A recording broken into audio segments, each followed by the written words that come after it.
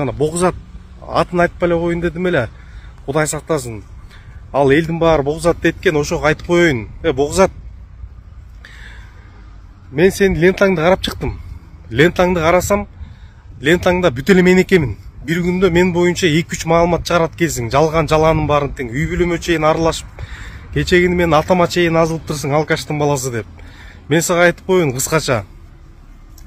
Мен сыймыктанам атам менен. Бир дагы адамга, бир дагы элге мен атамдын зыяны жок. Экинчиден, короого батпаган малы, алдында машинеси, 2 этаж үйү айылдын алды. Ошондой болгон үйдө жашашат.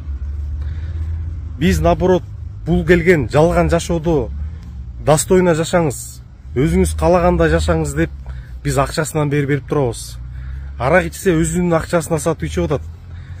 Менин атам сенин атаңа салыштырмалуу түрмөгө отурган эмес. Менин атам сенин атаңа салыштырмалуу кылмыш кылып, ууручулук кылып түрмөгө кезилген эмес. Ошону билип кой. Анан сен өзүң лентаңды карасам, киши деле сени көрбөйт экен. Просмотрларың деле жок экен, 3000, 4000 жөн эле чыга бересиң бе? Токтот да, уже сени эч ким сыйлабайт. Любой жакка кирип комментарийлериңди окуп көр. Уже киши деле көрбөйт экен да. Уялбайсыңбы?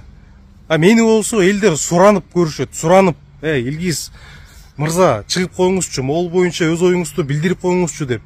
Мени 100 000 деген минимум 50-60 000 адам көрөт ар бир эфиримде. 50-60 000 адам көрөт. Менден эле, башкаларды айтпай эле койгондо. Сеникин болсо 5 000ден ашпайт экен, айланайын.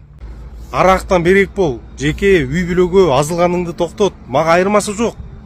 1000 мамлекет каралай бер. 1000 мамлекет каралай бер. Наоборот, сага рахмат айтам. Черный пиар тоже пиар дейт. Пиарлай бер. Дагы көп эфирлерди кыла бер.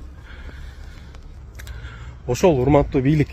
Анан жана саясий туткундарды, түрмөдө жаткан Адилет Балтабай, Ырыс Чекшеналиев, жана башка биздин патриот активисттерибизди түрмөдөн тез арада чыгаргыла. Алар силерге душман эмес. Эртең сиздин жаныңызда эч ким калбай калганда акыйкатты айтып мына биз турабыз. Канча дагы бул экс-президент болгон. Кеткен адамды жамандабагыла деп биз айтканга сөзүбүз даяр. Ошого духубуз жетет. Жаныңызда жүргөн, көчөгүңүздү жалап жүргөндөр эртең ошолор биринчи сатат. Алмазбек Атамбаевди кандай саткан болсо, Бакиевди кандай саткан болсо, Акаевди кандай саткан болсо, Жээнбековди кандай саткан болсо, сизди дагы дал ошондой сатат. Ошол үчүн акыйкат айткандар менен алышпай, тескерисинче кызматташыңыз. Ассаламу алейкум, кыргыз элим.